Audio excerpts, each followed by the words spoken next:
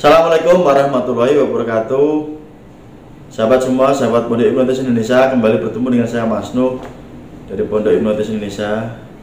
Terima kasih teman-teman bagi Anda yang sudah subscribe. Saya ucapkan banyak terima kasih. Yang belum subscribe silahkan tekan subscribe dulu, karena video ini sangat menarik untuk Anda simak.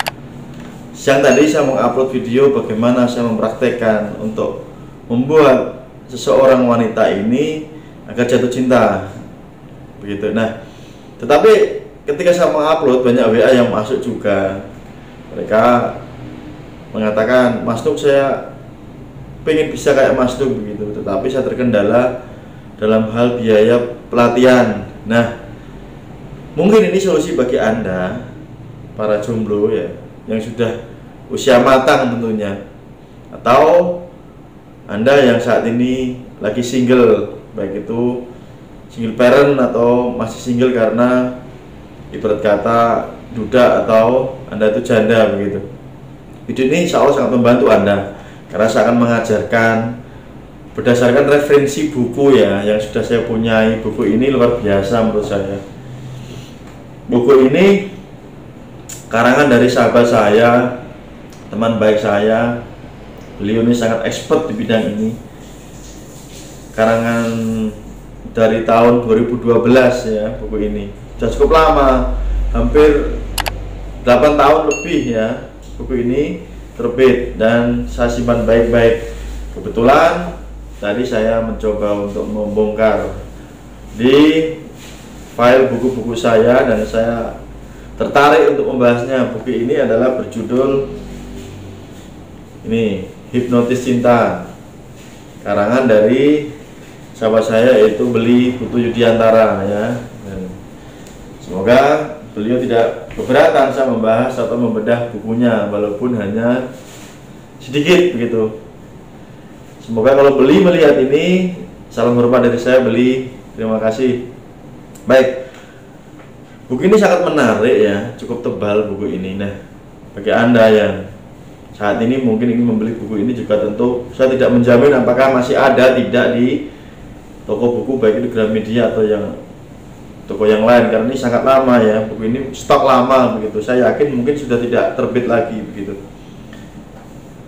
Baik teman-teman, sahabat semua, langsung saja kita bahas secara umum saja ya, bahwa untuk membuat seseorang ini jatuh cinta kepada kita, tentu kita harus tahu alasannya mengapa dia harus jatuh cinta dengan kita begitu. Itu hal umum yang harus dipunyai.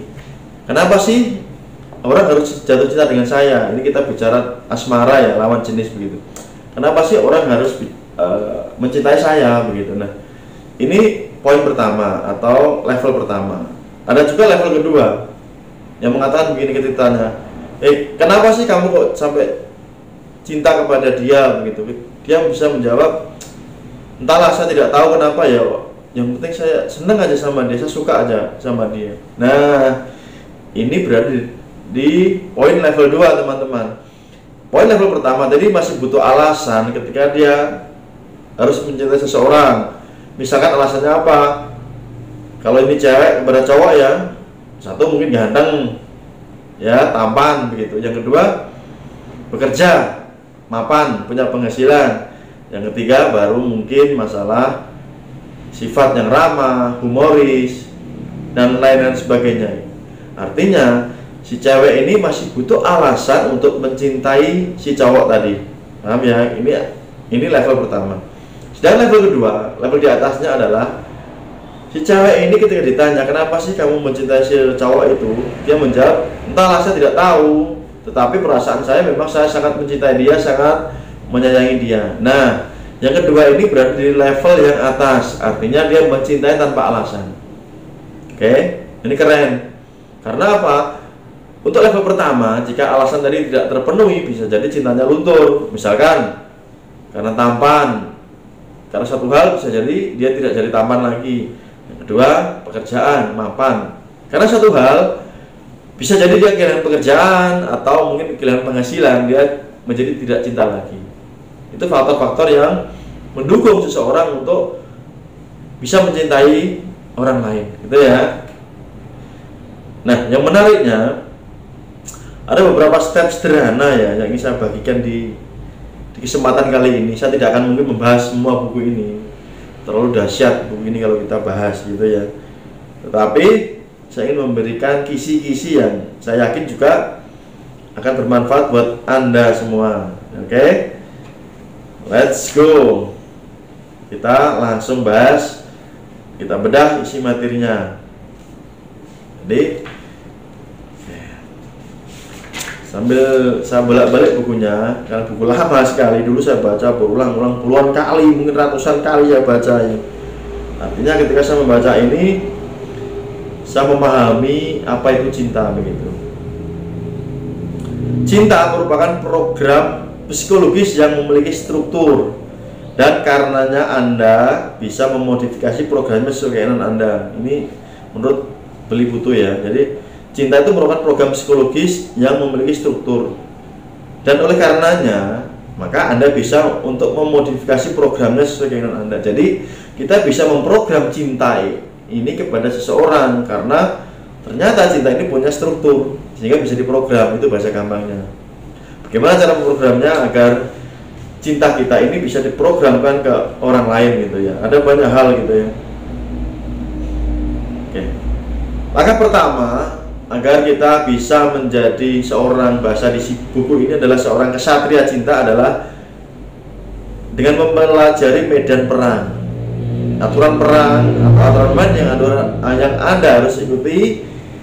Ada beberapa ini ya. Ibarat cinta ini, kita sebagai seorang kesatria cinta ya, kesatria cinta di sini. Kesatria ini kan pahlawan ya, lakon kalau orang bilang ini. Kalau dalam film ini, untuk misalkan berperang lah ini, perangnya apa? Di medan cinta. Kita harus tahu medannya gitu ya. Aturan pertama adalah cinta bukan soal hati, namun cinta adalah program pikiran bawah sadar, serangkaian program yang bekerja otomatis tanpa Anda sadari. Dan sebenarnya istilah hati ya, hati yang biasa kita gunakan sekalipun merupakan program dari pikiran bawah sadar. Oke, ini aturan pertama. Aturan kedua adalah Anda bisa memprogram ulang pikiran bawah sadar Anda saat Anda telah tahu bagaimana cara kerjanya. Jadi kita bisa memprogram ulang ketika kita telah tahu cara kerjanya. Aturan ketiga, permainan cinta dimulai dengan permainan pikiran Anda atau inner game ya, dalam pikiran, dan diekspresikan keluar atau inside out game. Itu aturan keempat, Anda tidak bisa memaksa pikiran sadar untuk mengikuti keinginan Anda. Saya ulang, Anda tidak bisa memaksa pikiran bawah sadar untuk mengikuti keinginan Anda, namun Anda bisa mengkondisikannya untuk tunduk pada Anda. Ya, jadi kita tidak bisa memaksa pikiran bawah sadar untuk menuruti keinginan kita, namun kita bisa mengkondisikan agar pikiran bawah sadar itu tunduk pada kita. Oke. Aturan kelima, Anda tidak bisa memaksa diri atau orang lain untuk berubah. Ingat, kita tidak bisa memaksa diri kita sendiri atau orang lain untuk berubah, dan Anda hanya bisa menstruktur ya perubahan di dalam diri Anda sendiri ataupun orang lain. Jadi kita tidak merubah, tapi kita bisa menstruktur ya, memprogram ya, tidak merubah gitu. Aturan keenam adalah senjata ampuh untuk melakukan pemrograman pikiran bawah sadar adalah dengan mempergunakan bahasa hipnotik atau bahasa hipnotis yang penuh dengan bujukan, bukan dengan paksaan ya. Artinya ini menggunakan bahasa persuasi. Oke. Nah, itu aturan umum yang harus Anda ketahui. Bagi Anda yang menonton video ini, silakan Anda catat karena ini sangat penting. Untuk perang di medan cinta ini harus tahu medannya. Itu ada 6 medan tadi.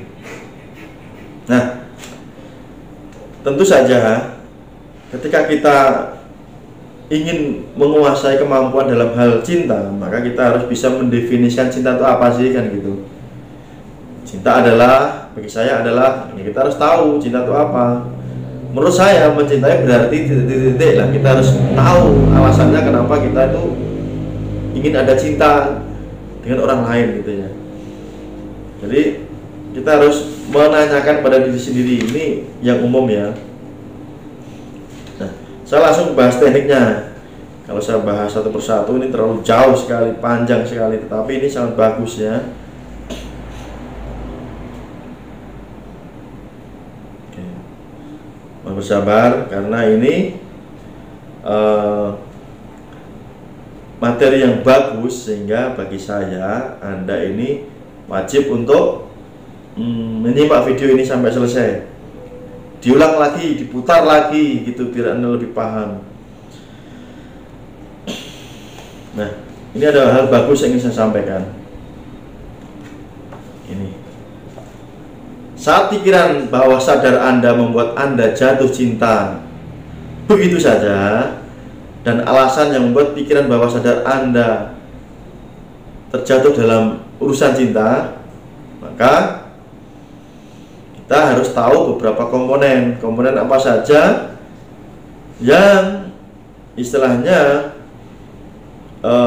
membuat pikiran bawah sadar seseorang itu bisa jatuh cinta kepada Anda, dan bagaimana membuat seseorang ya terikat secara emosional dengan diri kita, dengan mengetahui komponen-komponen yang diperlukan dalam membuat pikiran bawah sadar agar pikiran bawah sadar tersebut terjatuh dalam cintanya. Bagaimana sih, bahasa gampangnya gini, bagaimana kita ini bisa mengetahui pikiran bawah sadar lawan jenis kita sehingga kita bisa membuat dia jatuh cinta. Itu bahasa gampangnya ya. Oke. Ketika seseorang mengatakan aku mencintainya karena, kita bahas tadi, berarti ini masuk di level 1 karena masih ada alasan di pikiran bawah sadarnya untuk membuat dia tahu kenapa dia harus mencintai pasangannya ya. Ini level pertama. Sedangkan seseorang saat mengatakan begini, entahlah, tetapi aku sangat mencintainya dan aku tidak tahu kenapa, ini berada di level kedua karena alasannya jatuh cinta sudah tertanam jauh di pikiran bawah sadar, sehingga pikiran sadarnya tidak bisa untuk memahami, makanya dia tidak perlu alasan. Yang paling kuat adalah di level 2 teman-teman. Namun ada benang merahnya, yaitu apapun alasannya selalu ada alasan kenapa seseorang mencintai seseorang. Sadar atau tidak sadar orang tersebut, maka kita sebagai orang yang ingin menanamkan program kepada orang yang ingin kita buat jatuh cinta, kita harus bisa membuat program tersebut masuk ke pikiran bawah sadarnya. Caranya bagaimana? Caranya bagaimana agar orang tersebut bisa ngomong begini loh, misalkan ini cowok ke cewek ya, sampai si cewek itu bisa ngomong gini, bagaimana bisa aku tidak mencintaimu, kan gitu. Itu keren ya. Bagaimana bisa aku tidak mencintaimu?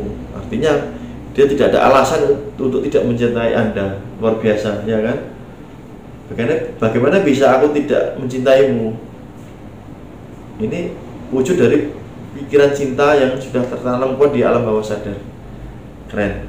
Nah, ada beberapa komponen agar komponen-komponen ini bisa membantu Anda agar seseorang itu jatuh cinta kepada Anda. Nah, silahkan dicatat nanti ya, atau diulangi videonya biar paham. Komponen yang pertama adalah 1, kenyamanan. Nanti kita bahas satu persatu ya. Komponen yang kedua adalah keunikan. Komponen yang ketiga adalah sense of power. Komponen yang keempat adalah otoritas emosional. Komponen yang kelima adalah tantangan. Komponen yang keenam adalah pemicu khusus bawah sadar, atau disebut dengan subconscious trigger atau pemicu ya. Nah, kita bahas pelan-pelan saja. Komponen pertama adalah kenyamanan. Tentu saja setiap orang ini sangat mendambakan yang namanya kenyamanan teman-teman. Bahkan mereka rela mencarinya dan mereka rela untuk berjuang untuk mendapatkan yang namanya kenyamanan. Bukankah sudah menjadi alasan umum ketika saat seseorang ditanya kenapa dia mencintai orang yang dicintainya, maka jawaban umumnya adalah orang tersebut mampu membuat saya nyaman. Ini alasannya adalah membuat kenyamanan. Artinya ketika kita berusaha untuk menyamankan seseorang, atau lebih tepatnya membuat seseorang merasa nyaman sekali dengan Anda, itu adalah seolah merupakan harga mati yang harus dibayar untuk menjadikan orang tersebut sangat dekat secara emosional dengan Anda. Nyaman itu buat orang sangat dekat emosional dengan kita gitu ya, nyaman gitu. Nah, ketika kita bertanya sebaliknya, apakah Anda mau berada berlama-lama dengan orang yang membuat Anda tidak nyaman? Ya tentu jawabannya tidak ya. Entah itu pasangan yang sudah menikah, pacaran, ketika salah satunya membuat tidak nyaman ya pasti tidak akan betah berlama-lama gitu ya. Oke? Bisa dipahami? Karena kenyamanan ini adalah merupakan sensasi emosional yang membuat ketagihan. Ketagihan di mana? Di pikiran bawah sadar. Yang artinya sangat sulit dilepaskan karena sangat mengikat. Ya, kenyamanan itu sangat mengikat di pikiran bawah sadar. Oke. Lagi pula rasa nyaman ini merupakan sensasi yang mudah dibentuk. Artinya kita bisa membentuk rasa nyaman tersebut. Bagaimana caranya agar seseorang merasa nyaman dengan Anda? Pertama, yang Anda harus tahu adalah seseorang merasa nyaman dengan orang lain adalah dengan memberikan perhatian lebih. Ya, orang akan nyaman. Karena apa? Merasa dibuat spesial, merasa dimengerti, merasa diperdulikan. Nah, dengan demikian, maka untuk membuat seseorang merasa nyaman dengan Anda, ada hal atau poin-poin yang Anda harus tahu. Pertama, untuk buat orang lain nyaman, maka satu poinnya adalah pastikan kita ini atau Anda ya, ini menjadi seorang pendengar yang baik dan aktif ya, mendengar yang baik dan aktif. Setiap kali lawan bicara Anda, terutama lawan jenis Anda ini sedang berbicara dengan Anda, artinya jangan kebalikannya, Anda menjadi orang yang sok tahu gitu ya, yang menghujani lawan bicara Anda dengan nasihat. Kita sok-sok pintar menasihati, itu jangan. Dengan anjuran macam A, B, C, D, jangan ya, dan semacamnya jangan dilakukan. Terlebih ini yang paling penting, jangan pernah menyalahkan lawan bicara Anda walaupun Anda tahu dia salah. Karena begitu Anda menyalahkan, dia akan sangat tidak nyaman.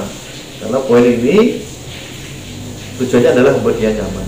Walaupun Anda tahu dia salah, jangan dilakukan. Paham ya? Poin yang kedua adalah kita selalu menunjukkan empati dan simpati terhadap lawan bicara Anda. Nah, dan selalu buat dia tahu bahwa Anda peduli. Ketika dia tahu kita merasa ada empati dan simpati, dia akan merasakan bahwa kita juga itu peduli pada dia. Ini sangat luar biasa.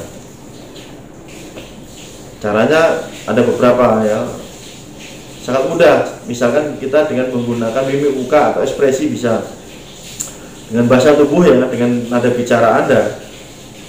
Artinya kita harus bisa membuat semuanya terkesan menyamankan ya, dari cara kita memandang dia, dari sikap tubuh kita berhadapan, ketika dia bicara kita tatap matanya dan sebagainya. Ya, kita buat senyaman mungkin ya, gitu ya. Dan tentu saja Anda tahu bahwa bicara dengan nada rendah dan perlahan sangat menyamankan. Artinya kita tidak bisa menggunakan atau tidak boleh menggunakan nada keras atau tinggi, pelan ya, itu sangat menyamankan ya. Siapapun, entah laki-laki atau wanita, ketika diajak ngomong pelan ya, saya yakin mereka akan sangat nyaman begitu. Nah, kemudian ada poin yang ketiga adalah selain menunjukkan kepedulian yang mendalam tadi, dengan menunjukkan antusiasme yang tinggi terhadap apapun yang dia sedang ceritakan ya. Biasa kan lawan bicara, terutama wanita ini sangat gemar bercerita, buat dia tahu kalau Anda sangat tertarik padanya ya, dan semua hal apapun yang ada di dirinya. Nah, buat dia tuh tahu, oh misalkan saya ingin membuat si cewek nyaman, oh berarti Mas Nuk tahu dong ya, Mas Nuk tahu bahwa saya tahu kalau Mas Nuk itu ada empati sama saya tahu kalau Mas Nuk itu peduli dengan saya tahu kalau Mas Nuk ini bisa membuat saya nyaman gitu ya, buat dia tahu gitu artinya. Dan terlebih lagi buat dia tahu kalau Anda itu sangat tertarik padanya, apapun ya, terhadap dirinya, apapun, jangan dipilih-pilih. Oke. Terlebih lagi kalau Anda bisa membuat dia itu merasa dikagumi, dan buat dia tahu kalau Anda itu selalu tertarik dengannya. Intinya kita itu harus merasa tertarik terus dan kasih tahu dia biar dia tahu kalau kita itu tertarik dengan dia gitu ya. Kemudian poin yang keempat, jangan pernah memotong pembicaraan. Kalau sedang bertemu jangan langsung cut, jangan. Jadi pendengar yang baik.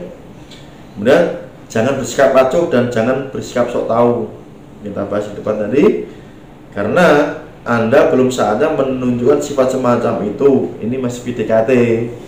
Jangan menunjukkan ini. Karena poinnya ini apa? Lagi PDKT kan? Beda kalau nanti sudah terjadi hubungan. Nanti kita bahas. Nah, karena nanti ada momen khusus untuk membahas tersebut ketika ada hal tertentu gitu. Hukum pertama tadi adalah membuat kenyamanan secara emosional. Ini harus Anda terapkan. Oke. Kemudian tadi kan saya bahas ada 5 tuh. Pertama kenyamanan, yang kedua ada keunikan. Keunikan itu apa? Oke, saya berikan contoh aja deh, yang paling gampang. Unik di sini artinya Anda tentu tahu ketika Anda sedang berjalan di mall gitu, banyak pakaian yang berderet di toko gitu di mall. Tentu saja Anda tidak melihat dan memperhatikan semua pakaian kan, ada ratusan atau ribuan pakaian dijejer-jejer gitu. Nah, pertanyaannya, dari ratusan pakaian tersebut pasti Anda akan tertuju pada 1 atau 2 pakaian saja. Oh, ini menarik nih pakaian ini, yang membuat kita tertarik. Karena apa? Menurut Anda itu unik gitu loh pakaian tersebut, sehingga Anda lebih tertarik pada salah satu baju atau pakaian tersebut dibandingkan ratusan pakaian yang lain. Paham? Jadi kita juga sama teman-teman, kita harus bisa membuat kita tuh unik agar kita tuh gampang untuk dilirik, gampang untuk dikenali gitu. Dari misalkan saya cowok ya, paling gampang buat contoh ya, agar saya tuh dikenali oleh wanita gitu ya, di antara ratusan cowok yang lain gitu. Maksudnya unik gitu loh, gampang dikenali gitu, karena tadi sifatnya unik. Dan tentu unik itu berbeda, artinya kita sangat berbeda dengan cowok-cowok yang lain gitu. Nah, contohnya saya berikan contoh ya, jika seorang wanita ini dikejar-kejar oleh banyak pria, menerima banyak penerimaan dari banyak pria dan menjadi pusat perhatian semua pria, maka hal itu adalah hal yang biasa. Namun ya, cewek kan gitu, dia dikejar banyak cowok gitu, dia biasa aja, merasa pede, saya laku, banyak yang mau gitu. Tetapi ingat, ketika wanita tersebut bertemu dengan seseorang yang mempunyai sikap acuh ya, ini malah kebalikannya, mempunyai sikap acuh, bersikap seolah tidak menunjukkan ketertarikan pada wanita tersebut ya, dan yang jangankan memuji, menjawab pertanyaan pun hanya seadanya 1-2, memuji aja tidak gitu, apalagi menjawab pertanyaan pun seadanya gitu.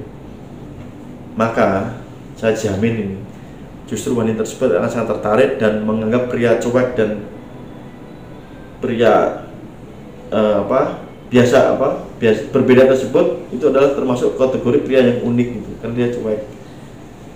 Itu yang justru mengundang rasa penasaran wanita untuk lebih dekat dengan pria tersebut karena berbeda.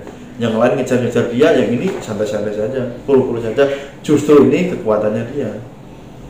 Oke, paham ya, dipahami ya. Ini kesalahan para cowok, ini terlalu agresif. No. Oke. Namun sebaliknya, saat seseorang wanita ini tidak diperhatikan oleh pria-pria di sekitarnya, tidak mendapatkan perhatian atau kepedulian yang membuatnya merasa spesial, dicuekin banyak pria gitu, lalu muncul seseorang yang memperlakukannya dengan cara yang berbeda, dan perlakuan ini baru pertama kali dia mendapatkannya, maka tebak apa yang terjadi ya, wanita itu akan luluh seketika ya, karena sebelumnya wanita tersebut tidak mendapatkan perhatian apapun dari sekitarnya, tetapi ketika ada yang memperhatikan dengan cara yang spesial, langsung luluh wanita tersebut ya. Tentunya cara memperlakukannya dengan cara yang unik ya, cara yang belum pernah didapatkan dari orang lain manapun ya. Kita harus bisa membuat cara-cara unik. Nanti caranya bagaimana? Anda bisa menggali potensi Anda, keunikan Anda sendiri gitu. Poin yang ketiga atau bahasan komponen yang ketiga lah tepatnya adalah sense of power. Apa itu? Manusia sejak berapa abad itu punya yang namanya kecanduan. Ada 2 hal, satu kekuasaan, yang kedua kekuatan. Kita selalu ingin menjadi orang yang memiliki kuasa dan selalu memuja orang yang memiliki kekuasaan. Si A, si B ini hebat, mereka bla bla. Ini kan sifat manusia. Nah, kuncinya di sini adalah, di sini poinnya adalah Anda harus mengembangkan sikap dan sifat yang membuat dia yakin kalau Anda adalah orang yang memiliki kuasa, memiliki wibawa, mempunyai karisma. Sementara pada yang sama Anda membuat dia sementara pada saat yang sama Anda membuat dia merasa memiliki kuasa dan kendali terhadap Anda dan keadaan. Terdengar rumit dan sulit? Sebenarnya tidak. Nah, ini saya jelaskan. Menjadi orang yang dianggap orang lain memiliki wibawa, memiliki karisma, dan menjadi orang yang dengan cerdas menampilkan betapa berwibawa dan berkarismanya dia. Ini dahsyat sekali teman-teman. Wibawa dan karisma ini bisa kita bentuk dalam sebuah interaksi, atau lebih tepatnya lagi dalam bagaimana seseorang mempersepsikan Anda saat berinteraksi dengannya, ya. Kita ini bisa memasukkan yang namanya wibawa dan karisma itu dengan sengaja kepada orang lain. Ini poinnya, ya. Misalkan apa? Kalau Anda seorang penyanyi, walaupun tidak profesional tapi mempunyai suara yang bagus, Anda bisa menggunakan suara Anda ini yang mempunyai daya hipnotik, ya. Ketika Anda bernyanyi, maka suara Anda ini sangat menghipnotis pasangan atau calon pasangan Anda, gitu ya.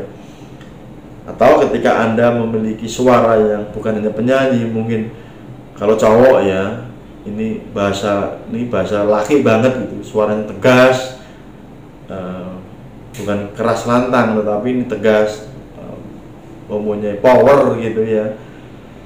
Ada kekuatannya, bukan halo kamu ngapain, ini kan cowok, bukan cowok banget ya. Ini maksudnya saya, halo, dengan siapa saya bicara, ini kan sudah berbeda teman-teman. Nah, yang punya tone atau kekuatan suara yang menghipnotis ini sangat luar biasa. Kesan wibawa Anda ini sangat tinggi, apalagi ditunjang dengan bahasa tubuh. Dari tadi mungkin Anda tidak memperhatikan, ketika saya sudah berbicara hampir 28 menit ini, 27 lebih menit ini ya, hampir 28 menit. Lihat sikap tubuh saya ini teman-teman. Dari saya tegak, tidak membungkuk gini. Halo teman-teman, apa kabar? Enggak. Tegak.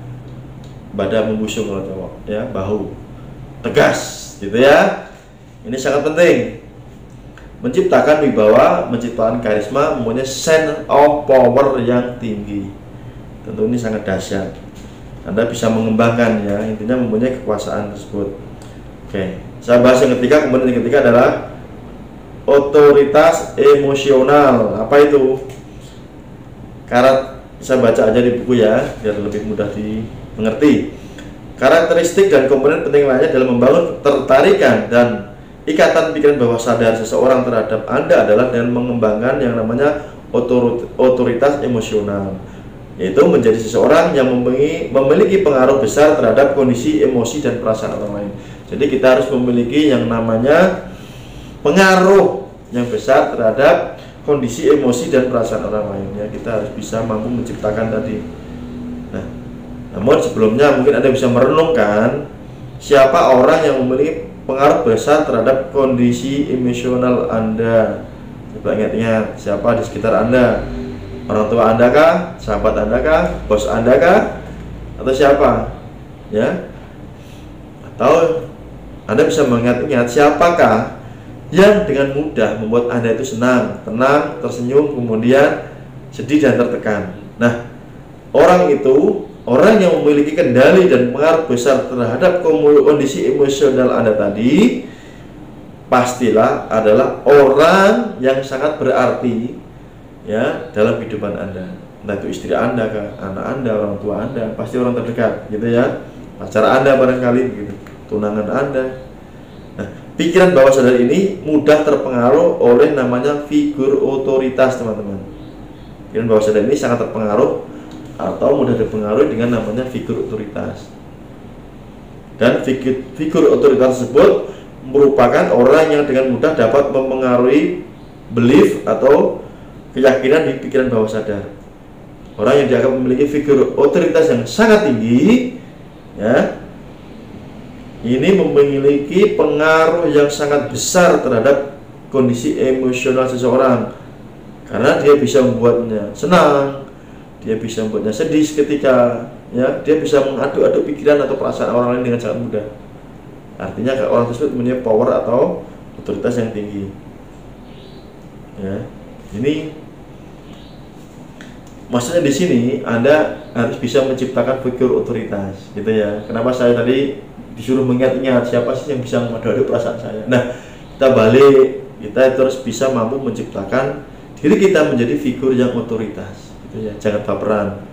Kita bisa meng-create dan menciptakan ke orang lain. Kita bahas komponen selanjutnya. Komponen yang keempat adalah tantangan. Ya, tantangan itu apa maksudnya? Ketika Anda itu menjadi seseorang yang biasa aktivitasnya Anda hanya dari A, B, C, D mudah ditebak, ini tidak menarik buat lawan jenis, teman-teman. Biasa aja gitu ya. Tetapi ketika aktivitas Anda ini tidak mudah ditebak oleh calon pasangan Anda, ini sangat menarik. Ya, selalu ada, habis ini ngapain lagi ya? Dia tidak tahu gitu loh. Nah, ini sangat menarik. Dia terangsang untuk ingin lebih tahu lebih dalam lagi, karena dia tidak bisa menebak langkah kita selanjutnya apa, ya. Coba perhatikan orang-orang yang sibuk, orang-orang yang sukses ini, mereka langkahnya sangat sulit untuk ditebak, dinamis gitu ya. Selain mereka itu kreatif, pintar, cerdas, mereka itu dinamis bergerak gitu, tidak mudah ditebak. Tapi orang pemalas, coba Anda perhatikan, yang tidak punya aktivitas ini ya bangun tidur, ngopi, tidur lagi, gak ngapa-ngapain gitu loh ya, gabut kalau bahasa anak muda sekarang, atau mager, malas gerak, atau kaum rebahan ini parah ya, kaum rebahan maksudnya tidur melulu, gak ada aktivitas. Kita bisa tahu si A ini besok ngapain, kita tahu karena kita bisa menebak. Besok paling dia bangun jam 10, besok itu kalau dia cowok ya ngopi, makan, habis itu apa lagi? Nge-game, terus apa lagi? Tahu jadwalnya dari hari ke hari. Ini tidak sangat menarik gitu. Tetapi ketika si cowok ini punya segudang aktivitas yang tidak bisa ditebak, justru ini akan membuat lawan jenis itu tertarik untuk mengetahuinya ya. Karena tidak bisa dijadwal gitu ya. Paham ya? Ini intinya Anda harus bisa membuat tantangan agar Anda itu tidak mudah ditebak. Jadikan Anda ini menjadi pribadi yang misteri. Misteri itu bukan berarti itu aneh-aneh, bukan, tetapi misteri adalah setiap hari day to day ini kita ini bisa menciptakan hal baru ya, yang membuat lawan jenis kita tadi tidak bisa menebak kita mau ngapain, kita mengerjakan apa, atau bahasa gampangnya beri dia surprise gitu. Ternyata saya pikir dia hanya ternyata kayak gitu. Paham? Gitu. Nah, setelah kita uraikan tadi ada berapa ya? 5 ya tadi ya.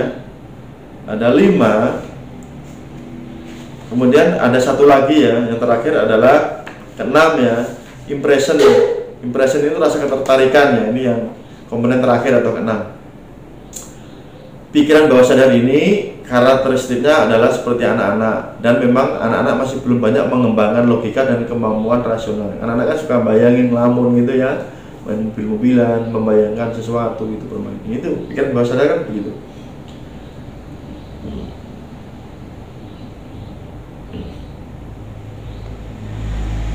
Nah, salah satu sifat bawah sadar ini seperti anak-anak tadi, anak itu kan gemar atau suka dengan namanya hal unik gitu. Hal unik macam ya, misalkan saya bermain sulap gitu dengan anak begon sendok, tembus koin apa gitu kan, dia impress gitu, tertarik gitu, wow gitu. Nah, itu poinnya. Apa ya? Anak-anak ketika saya main sulap, dia akan impress, saya menghilangkan benda, saya menerbangkan sesuatu. Ya, main sulap gitu-gitu membuat anak itu impress gitu. Impress itu apa sih? Tertarik gitu ya. Artinya kita bisa melakukan sesuatu hal yang menarik buat anak-anak karena pikiran bawah sadar itu sama, seperti mirip anak-anak tadi. Maka caranya kita harus buat impress lawan jenis kita, membuat dia ini melihat kita itu, terlihat kita itu sangat menarik gitu, terkesan gitu, impressnya. Caranya ya banyak lah caranya ini, membuat orang impress atau terkesan ini kan banyak ya. Paling hal gampang adalah kita memberikan kejutan hal baru ya dengan terkejut ini kan bisa wah gitu. Kalau udah terbak ya ngapain dia impress, udah biasa. Oke. Buat itu tidak harus dengan memberikan uang, tidak, perhatian bisa boleh, banyak skill kita tunjukkan juga boleh, banyak hal, silahkan kembangkan sendiri. Saya yakin Anda sebagai cowok ini, misalkan saya ini mewakili cowok ya, karena ini saya bicara ini cowok ya, Anda bisa mengembangkan supaya lawan jenis Anda ini impress kepada Anda atau tertarik kepada Anda tanpa berlebihan gitu. Kita menunjukkan dengan cara berlebihan atau lebay, itu jangan. Jadi cowok jangan lebay teman-teman ya, gitu. Ini karena saya ngomong mewakili cowok ya. Lumayan panjang video yang buat, hampir 36 menit, ini dahsyat sekali panjang, tapi saya yakin ini bermanfaat. Sekali lagi, nanti kapan-kapan saya bahas detailnya lagi video ini. Tapi dari 6 komponen yang saya berikan tadi atau saya sampaikan tadi, ketika Anda mempraktekkan ini dahsyat. Jadi ilmu ini bukan hanya dimengerti di pikiran teman-teman, dipraktekkan. Tanpa praktek bullshit, omong doang. Oke? Begitu teman-teman, sampai bertemu di video berikutnya. Jika ada salah kata saya Mas Nuk, mohon maaf sebesar-besarnya. Bagi Anda yang ingin belajar langsung kemampuan menghipnotis orang lain, menggendam orang lain, termasuk materi cinta ini, silahkan Anda hubungi WA. Ada kelas online-nya, privatnya ya. Terima kasih. Wabillahi taufiq wal hidayah. Wassalamualaikum warahmatullahi wabarakatuh. See you next time. Keep spirit, keep healthy, keep smile, and dadah.